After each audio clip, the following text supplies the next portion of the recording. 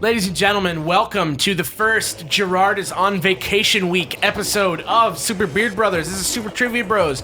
I'm Alex, and joining me for this week of GameCube destruction is Belated Media's own Michael Barrety. What's up, dude? Hello. Thank you so much for having me. Dude, this is going to be great. It's going to be an absolute joy. Yeah, so the first thing that we're going to do is we're going to play a little Metroid Prime, Super Trivia Bros style. Yes. But the reason that we're doing GameCube Week this week is because you have a certain special life connection to the GameCube, right? Yeah, the GameCube was the first game system that I owned. It was the first game system I bought. And just to give you guys perspective, you are also, what, 26 years old right now? Yeah, I'm 26. So this was a relatively late start. This was 8th grade. Yeah. And that was basically I remember I had through finagly means kind of been able to be playing video games of, various friends and whatnot had systems that I could borrow, and that was okay by my parents, but I couldn't own anything because they didn't want it to be your life when you were young. They didn't want it to be my life, and I do appreciate them for that. I mean, I've got, a great love of nature and everything like that. Although on car trips, I was allowed to play a Game Boy. That was the one in cars. In cars, my busted up red Game Boy Pocket. Great. I was allowed that. Oh, but I love the Game Boy Pocket. What a cool thing. But I was not allowed to own a console. And so the GameCube was the first console that I owned. And you bought it. And I bought it myself. Yeah. Classic parents don't let you have video games. And so it was this great thing with Metroid Prime in particular. Super Metroid was a game, that I had... Before I even owned a system, I was reading EGM. Just periodically when my parents would go shopping at the store, I'd just go to the magazine section.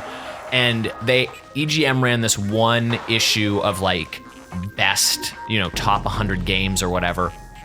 And Super Metroid was number 1. And I was like, I have to play this. So fell in love with Super Metroid and Metroid in general. And then suddenly had a GameCube. Metroid Prime is announced with Fusion, which was just crazy, insane. Both and games they connect to each other. Yeah. And a couple years later, we got the remake of the first Metroid. God, right, and damn. so it was just all of that E3 was just the craziness. Dynamite because it was Super Mario Sunshine, Wind Waker, and Metroid Prime all announced and showcased, and they were all kind of wonky. They were weird, yeah. As far as also GameCube launched without Mario. It's with Luigi, who has a vacuum. Then Mario's got a water pack. Zelda's art style is completely changed. Metroid is in 3D, first person mode. And you're gonna throw plants at aliens. It's straight up just bizarro, and yet all of these things worked really well. This is the situation where, every time Nintendo has a press conference to do, everybody's like, this is exactly what they need to do. And if they did, what was it, 2001, 2002? Yeah. E3? If they did that this year, and I think they almost did, similar, we're going to look back on it and be like, wow, there's a lot of great games that they announced this year. Yeah. But... that's the kind of Nintendo saves the day sort of headline, so that's great. But that's not why you're here. No, Today, it is not. You are here to play an episode of Super Trivia Bros with me, and if you have not ever seen us do that before on the show, this is how you play. Baraty's going to play to a certain point in the game, in this case, being the end of the Space Pirate Frigate intro level. Mm-hmm. And during that time, I have to hit a certain number of trivia facts, which I have not researched before. So once the opening cutscene starts, I'm just gonna or once the opening cutscene ends, I'm just gonna bam, start. And so I gotta get 15 facts before he finishes the level. And if he does that, he gets to assign me a punishment. And if I do it, I get to assign him a punishment. And we already decided what the punishment's gonna be, but I think it's gonna be a little funnier if we just keep it till the end. Yeah, absolutely. And I'm being super confident. Needlessly ballsy. Yeah. And choosing hard mode. I mean, at a time, this actually isn't like the memory card that we normally played on, because my brother took that memory card when he went off to college. But we had like the perfect, like unlocked 100% on both normal and hard. I feel like such a fool for not having that with me. It would have been great for later this week, but I'm not going to spoil why. Yeah, I mean, this game is so pretty and atmospheric and gorgeous. Yeah, it like went toe to toe with like Halo. Right, and I mean the opening theme of this with that like the opening immediately set up the mood, and you're like, oh, I'm on board for this. Yeah, creepy, this is gonna be cool wonderful as hell. Nonsense. Yeah, absolutely. Gosh, I'm hoping I remember all the little twists and turns of this place, because especially in the evacuation, there's one spot that always confuses the heck out of me. But here we are with our hero, Samus, looking just gorgeous. Yeah. This is like still, like it holds up. Yeah. It looks great. It looks really The Wii good. version of this is really good too. I would say. But this is the original GameCube version playing in 16:9. And I personally prefer The GameCube version. the GameCube controls. I'm not as big Got on you. the Yeah. point and shoot. All right, here we go. Ready? Yeah, absolutely. Okay, let's go. Bam. All right. Metroid Prime was the first Metroid game developed by Retro Studios, which was a new studio that was owned by Nintendo, but it was not at all the same team, and they went on to do things like the rest of the Metroid Prime series and the Donkey Kong reboot that happened a couple years ago. So that's interesting. Another thing that is interesting about this game, holy mackerel, give me this now. Apparently, there was a narration that was part of a track for Brawl, and it was gonna originally take place 10 years after Metroid. But instead, in the art book, it changed it to 3 years later. Bam. Depressurizing room, That's 2. which is such a cool little touch. Oh, I love it. Oh shit! I didn't open the door.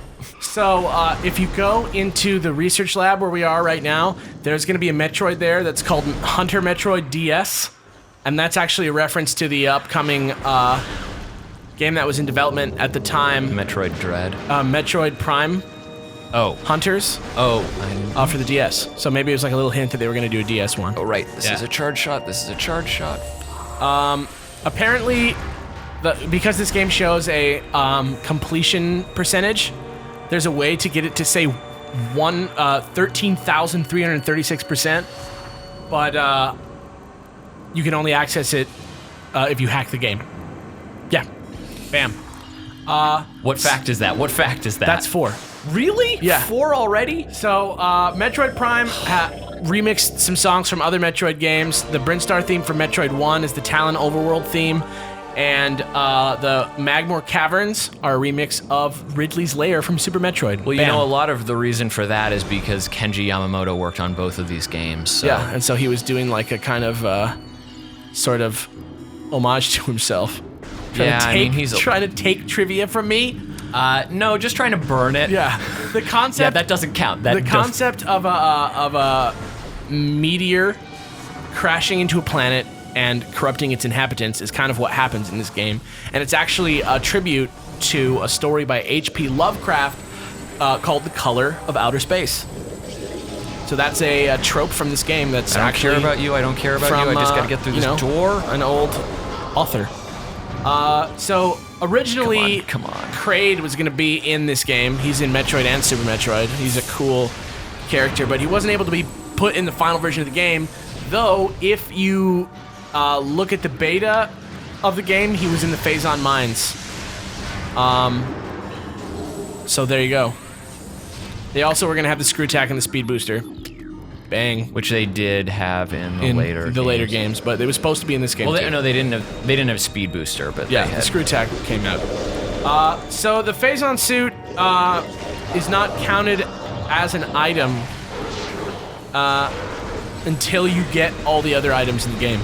It's a weird glitch with this game. Come on. Yeah. So also, another thing that happened with Metroid Prime that's important is that it eventually got retconned out of the Metroid continuity by a game that a lot of people don't like too much, Other M, which kind of like erases it from the timeline and like replaces it, which is real crappy. Real crappy. I don't think that game is necessarily a bad game, but the plot is not great, and It's not the most amazing of yeah, games. and so it's sad to see it oh my gosh, just get really? overtaken like that. How many facts am I at? 10. Great. Okay, I haven't even gotten to the Parasite Queen. So And I'm at low originally, energy. Oh. so originally, what Needlessly happened ballsy. was they wanted a sequel to Super Metroid right away, and it was going to come out for the Nintendo 64, and it never entered production though for some reason. So the original idea of having a sequel Oh my gosh, and the door is closing. existed all the way back in Super Metroid days. Yeah. This isn't good. But what happened was Retro Studios got created because there was Iguana Entertainment, which is an older 90s studio, which you might remember. What? Their logo was like... The door again. Can I get a goddamn re-rack? a re-rack. Just open. So Iguana Entertainment, you probably remember them. They had like I'm gonna die. A realistic drawing of an iguana in their logo. Going to die. And Nintendo hooked up with Jeff Spangenberg, who founded that company, and they made Retro Studios in Austin, Texas in 1999. And that's when they were assigned doing a bunch of different games, but one of them was Metroid, and so Did that I was not? so that was their first project. I walked past the save station. Oh Lord. But what's interesting is that they started development on the game before they had dev kits for the game. There's nothing interesting about the fact that I am going into this battle with low health. I didn't stop at the save station. I am all kinds of screwed. That makes me real happy. Makes you happy, makes me look like a right fool. A right fool. Okay. So Oh, another God. thing that happened was that the game was originally going to be third person. Yes, it was. But they decided that they didn't want to do that after they saw the game Jet Force Gemini, which is a hidden gem on the N64 by Rare. If you guys don't remember it. And my health is already, or my missiles are already depleted because I didn't get. Oh my God. So for whatever reason, Jet Force Gemini, even though it doesn't go down in history as much as I'm Banjo-Kazooie. one hit dead. Like, for sure. It's pretty clench. It doesn't go down in history like Banjo-Kazooie did in Donkey Kong and all those games. Conquer, but no. Oh jeez. The third-person camera didn't really work really well in that didn't game, do that much and so damage. they decided to go to first-person. And even then, they went with like a very different control scheme than most first-person games. So Yeah, there you it's go. great because you're using the D-pad and the C.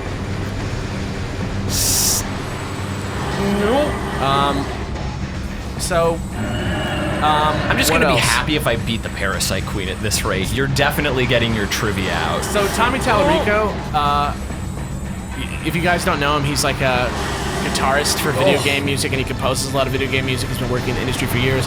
But his company made a bunch of the sound effects for this game, which is weird. Really? What an interesting bit of trivia! Yeah. Go to hell. Just go to hell. How many facts do I have left? You probably have completed them all. I need one more fact. Just like It was awarded Game of the Year.